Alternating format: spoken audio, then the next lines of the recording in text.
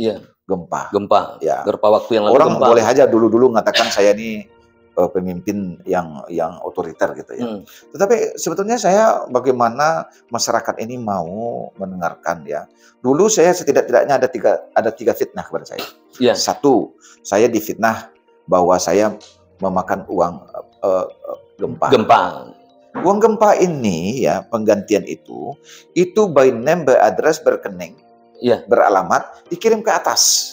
Lebih kurang 125.000 yang berat, ringan, dan sedang.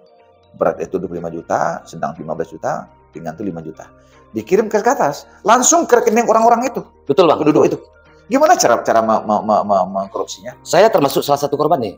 Dan masuk ke rekening saya. Berapa? 15 juta. Ada potongan kan? Tidak ada potongan sama sekali. Ini yang saya alami nih. Gimana saya mau motongnya di rekening orang? Iya. Nah, saya difitnah waktu itu adalah memotong uang gempa. Uang gempa. Iya. Nah, yang kedua, saya difitnah tentang kristenisasi. Iya, betul. Saya membangun Siloam. Saya telah memanukan kepada masyarakat ya, menjelaskan sosialisasi. Sebetulnya pasar raya yang masyarakat pasar tadinya tidak mau dibangun itu adalah 3,2 hektar luasnya. Iya. Itu adalah shelter raksasa. Radius 1 kilo sampai 2 kilo dari pasar raya itu, orang pondok, orang terandam, orang lari ke pasar raya. Betul. Orang pantai sana ya, untuk menjadi shelter raksasa. Ya. Termasuk Masjid Raya. Ya, Masjid Raya ini kita konsep dengan Gamawan Fauzi adalah shelter. Bisa menampung 100.000 orang penduduk itu. Jadi orang Purus, orang sekitar sini, orang Khatib Sulaiman, larinya ke Masjid Raya. Masjid Raya. Makanya ada tangga dari depan itu. Iya. Ya. Kemudian shelter ketiga adalah Siloam, yang dekatnya Presiden Teater itu. Yang dekat Bungas Tangkai. Iya, dekatnya Lamun Ombak. Depan Lamun Ombak. Jadi itu orang air tawar, ular karang, orang apa larinya ke sana. Iya. Termasuk juga orang Lapa ini larinya ke situ. Betul. Tidak lari ke sana, macet sudah. Nah, dari 650 yang tinggal di daerah merah ini, di daerah bahaya ini, larinya ke 3 shelter ini. Makanya saya merayu orang membangun Siloam itu. Kalau kita bangun shelter saja, ada beberapa shelter yang sudah dibangun, menjadi rumah hantu aja cuma. Kalau tidak digabungkan dengan masjid kah, pasar kah, rumah sakit kah, sekolah, dia menjadi rumah hantu saja. Sudah ada di Ulak Karang, sudah dari Tabing, tempat orang pacaran cuma. Karena tidak digabung dengan aktivitas lain. Dengan fasilitas lainnya ya, Bang Willy. Saya dituduh sebagai kristenisasi. Sudah berapa orang berobat di Yusdarso? Sudah berapa yang murtad kena Yusdarso? Belum ada. Satu aja belum ada. Belum ada. Itu dalam saya. Setahu saya. Saya bertaruh waktu itu, ya. Kalau ada karena Siloam orang masuk Kristen, saya ganti dengan orang Kristen masuk Islam 100 orang. Iya. Udah bersumpah itu. Iya. Saya dulu juga bersumpah. Kalau togel ini habis, saya letakkan jembatan ini. Ya. Nyatanya togel habis. Habis. Ya. Nah, dari itu apa-apa yang saya lakukan ini, ya fitnah lebih gila lagi. Istri saya 2. Kalau istri saya 2, yang pertama tahu itu adalah istri saya sendiri. Iya. Tidak bisa ditipu perempuan. Betul, Bang. Betul. Tidak bisa ditipu perempuan, butuh ini panuh atau tidak. Iya. Tidak bisa tipu. Ya. Dan lagi pada itu saya punya anak autis, namanya Tiara. Iya, Tiara. Harta saya yang paling mahal itu Tiara ini. Kekayaan saya paling mahal itu Tiara ini. Seminggu nak jumpa Tiara ini mau putus jantung saya. Iya. Kita memang perlu berpersangka baik pada Allah. Ya. Betul. Apa saja yang dikasih Allah, anggaplah itu positif. Iya. Menjadi nikmat ya. Dari itu 3 fitnah yang dilakukan pada saya ini ya terjawab sudah hari ini bahwa itu tidak. Termasuk juga orang memfitnah saya mendukung Ganjar. Iya, betul tuh Bang.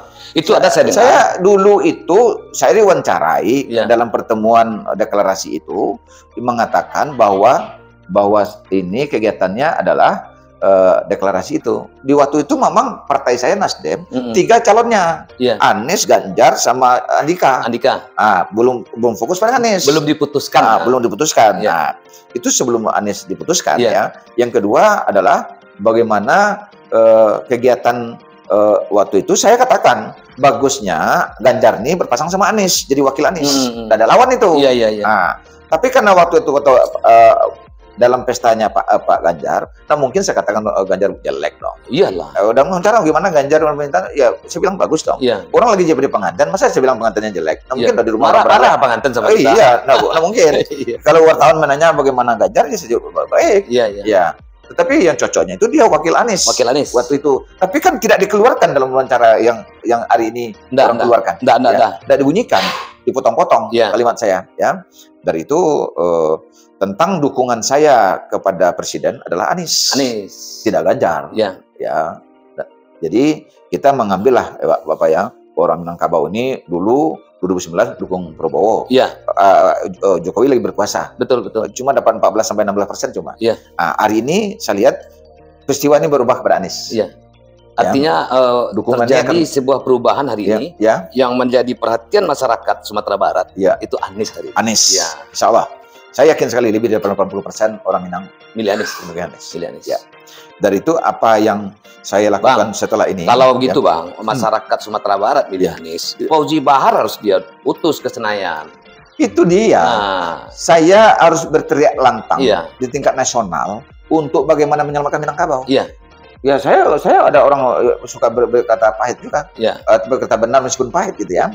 Jadi saya memang tidak suka juga. Terlalu banyak pula Facebook saya, tidak terlalu banyak pula Twitter saya, karena saya tidak juga berminyak air. Saya yang ada yang real aja.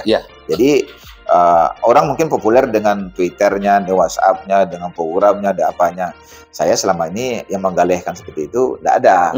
Ya, jadi bukan kegiatan saya ini. Salah satu buktinya seperti zakat misalnya, saya tarik kepada PNS, bukti itu bagus, ditiru oleh orang se-Indonesia. Semua bupati, semua wali kota, semua departemen, termasuk di kepresidenan baru narik zakat. Setelah saya tarik zakat di BPS. Termasuk juga ya kegiatan-kegiatan olahraga. Dulu ada Dragon Boat, sekarang tidak ada lagi. Tapi hari ini nggak ada lagi Bang. Jadi kalau pembangunan, saya memindahkan balai kota ini, dari Pasaraya ke Bypass. Kisah ini tidak terulang 200 tahun lagi.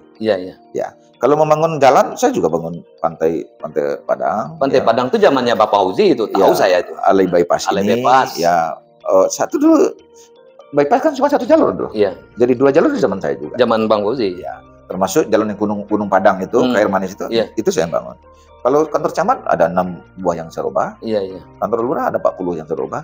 Jadi pembangunan fisik kah, pembangunan mental kah, pembangunan olahraga kah, pembangunan tentang kemasyarakatan kita lakukan kok. Betul. Hanya saya memang tidak terlalu entah karena ikhlas-ikhlas saja gitu ya. Tidak perlu menggalehan satu hal yang kita bikin gitu. Saya juga tidak tipenya orang bernyai lah. Saya kalau yang ada-ada aja.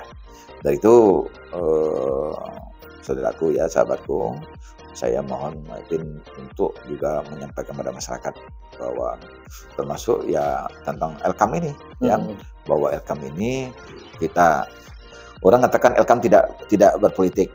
Elkam ini lahirnya politik, lahirnya saja karena politik. Ketika Gestapo 30 September bahwa lahirnya tahun 66 nih, memisahkan mana orang Minang yang Gestapo, mana yang tidak. Makanya ada Elkam lahir Elkam nih. Jadi Elkam ini tidak cuma orang adat isinya, cendekiawan isinya, ulama isinya, para tokoh-tokoh isinya, akademisi. Jangan dianggap bahwa ini cuma isinya nih Mama Datu-Datu aja, tidak. Para guru besar juga ada di sini. Profesor. Akademisi ada di sini semuanya. Dari itu Elkam ini adalah kumpulan dari tokoh-tokoh Minang untuk dikemanakan ini Minangkabau ini.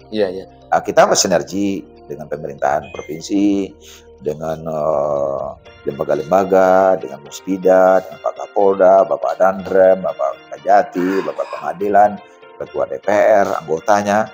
Kita menyampaikan bagaimana ke depan bahwa Elkam ini jangan dianggap mengurus adat aja.